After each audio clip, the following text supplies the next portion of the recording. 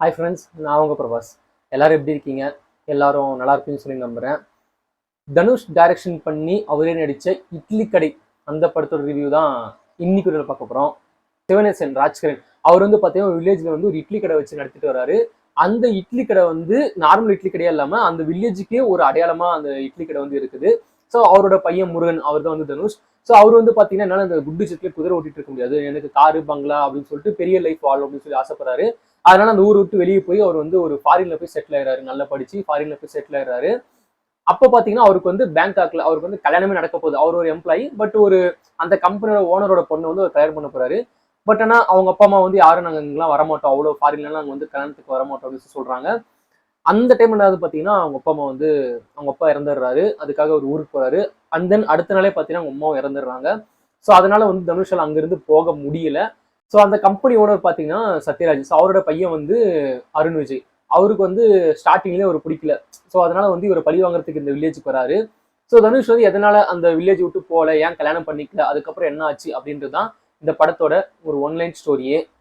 இந்த படத்துல எனக்கு ஃபர்ஸ்ட் பிடிச்ச கேரக்டர் யாருன்னு கேட்டீங்கன்னா சிவனேசன் ராஜ்கிரண் தான். எப்பயுமே அவரை பார்த்தீங்கன்னா அவர் வந்து ஒரு யதார்த்தமா அந்த வில்லேஜ்ல இருக்கிற ஆளுங்க எப்படி பேசுவாங்க பழகுவாங்க அப்படின்ற மாதிரி அவர் நடிச்சிருப்பாரு. அதுவும் இந்த இட்லி கடையில வந்து அவர் அந்த இட்லி சுர சீன் ஆகட்டும், ஒரு மாதிரி அந்த டிவைனா இருக்கிற சீன் ஆகட்டும், அதெல்லாம் பயங்கரமா பண்ணியிருந்தாரு. அண்ட் தென் பாத்தீங்கன்னா ஒரு 2 சீன் அவரை பத்தி இந்த படத்துல எக்ஸ்பெஷலி சொல்லிடலாம். என்ன ஆகும் பாத்தீங்கன்னா சின்ன வயசுல இருக்கப்ப தனுஷ் வந்து அவர் இட்லி கடை நல்லா டேஸ்டா கொடுக்குறதுனால ஒரு பிரான்ச்சைஸ் வச்சிடலாம் அப்படின்னு சொல்லிட்டு பிளான் பண்ணுவாரு. அப்போ வந்து அவர் என்ன சொல்லுவாருன்னா, எல்லா கடையிலும் போய் என்னால சமைக்க முடியாது அப்படின்னு சொல்லுவாரு. இல்ல நீ ரெசிபி சொல்லி கொடுத்தா போதும், அவங்க சமைச்சுப்பா அப்படின்றாரு. அது தப்புப்பா, அது அவங்க கடை பேரே வச்சுக்கிட்டோம், அவங்க பேர் மாத்திக்கிட்டோம், என் பேர் வச்சு அவங்க நம்பி என் கடைக்கு வராங்கன்னா அவங்களுக்கு நான் தான் சமைச்சு கொடுப்பேன் அப்படின்ற மாதிரி ஒரு மாதிரி டிட்டர்மைண்டா பேசுவாரு. அந்த சீன்லாம் பயங்கரமா பண்ணியிருந்தாங்க.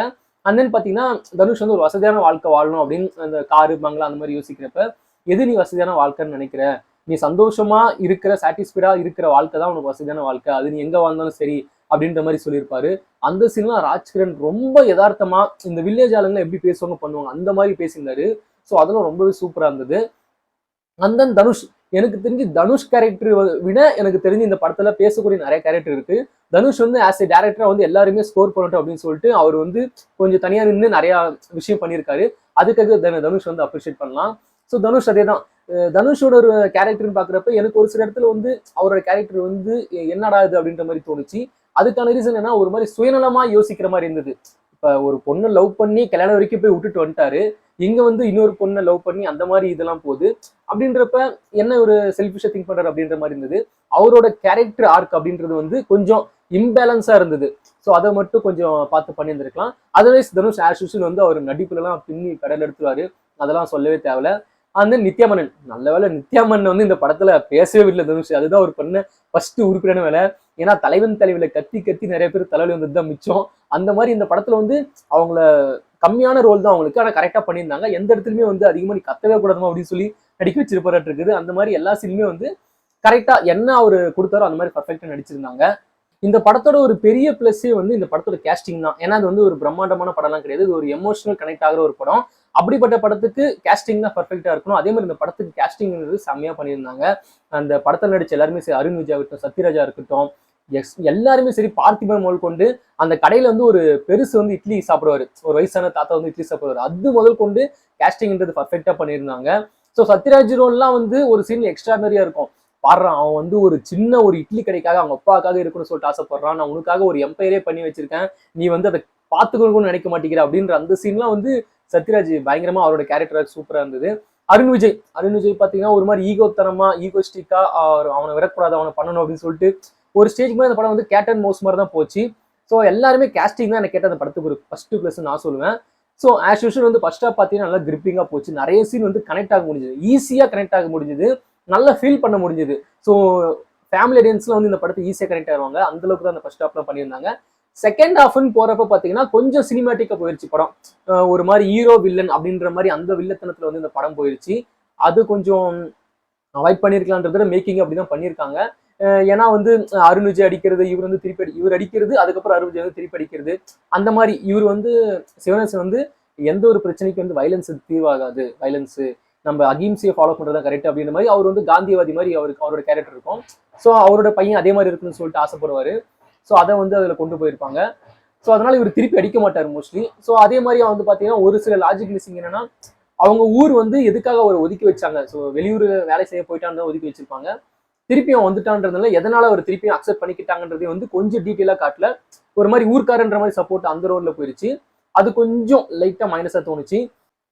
சமுத்திரக்கனி கேரக்டர், ஸோ அவரோட கேரக்டர்லாம் பார்த்தீங்கன்னா ரொம்பவே யதார்த்தமா இருக்கும். அவர் அந்த இந்த படத்துல இருந்து அந்த ரஜினி முருகன் படத்துல இருந்தே பாத்தீங்கன்னா அவர் வில்லேஜ் படம் நடிச்சாரே அவருக்கு அந்த கேரக்டர் வந்து ஈஸியா ஒத்து போகும், அந்த மாதிரி பண்ணியிருப்பாரு.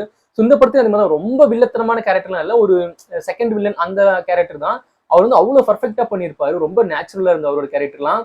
அதே மாதிரி பாத்தீங்கன்னா இந்த படத்துல எனக்கு பிடிச்ச ஒரு விஷயம்னா, அந்த நான் ரொம்ப பிடிச்ச விஷயம்னா வந்து ஒரு கண்ணுக்குட்டி வச்சு ஒரு கேரக்டர் பண்ணியிருப்பாங்க, ஒரு ரோல் பிளே பண்ணியிருப்பாங்க. அந்த சீன்லாம் ரொம்ப எக்ஸ்ட்ராடினரியா எடுத்திருந்தாங்க. அந்த கண்ணுக்குட்டி பாத்தீங்கன்னா ஸ்டார்டிங்ல வந்து தனுஷ் அந்த வீட்டுக்கு போறப்போ வந்து அந்த கண்ணுக்குட்டி அவர்கிட்ட சேரவே சேராது. அவங்க அதுக்கு வந்து சொல்லுவாங்க, இது ஏன் என்கிட்ட வரவே மாட்டேங்குதுன்னு கேட்கிறப்ப, அது வர வேண்டிய டைம்ல உங்ககிட்ட வரும்ன்ற மாதிரி சொல்லுவாங்க. அது கரெக்டா வந்து அவர்கிட்ட சேர்ற அந்த சீன்ல வந்து ஒரு பயங்கரமா ஒரு எமோஷனல் கனெக்ட் இருக்கும். அது வந்து ரொம்பவே பிடிச்சிருந்தது, ரொம்ப சூப்பரா இருந்தது. எனக்கு தெரிஞ்சு அந்த கண்ணுக்குட்டி சீன் தான் ரொம்ப எனக்கு பிடிச்சிருந்தது.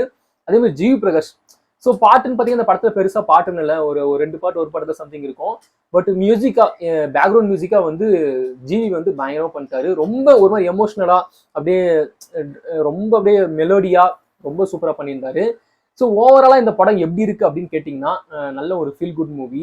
கண்டிப்பா இது வந்து ஃபேமிலி ஆடியன்ஸ்க்கு ஒர்க் அவுட் ஆகும். ரொம்ப லாஜிக் பாக்குறவங்களுக்கு வந்து இந்த படம் வந்து ஒரு சில லாஜிக் மிஸ்ஸிங் இருக்கிற மாதிரி தெரியும். பட் அந்த அளவுக்கு மைல்டூட்டா பார்க்க வேண்டிய அவசியம் இல்லை. ஆஸ் ஏ டைரக்டரா எனக்கு தெரிஞ்சு தனுஷ் வந்து இந்த படத்துல வந்து ராயனை கம்பேர் பண்றப்ப இந்த படத்தை ஜெயிஸ்டார்னு சொல்லி தான் சொல்லலாம்.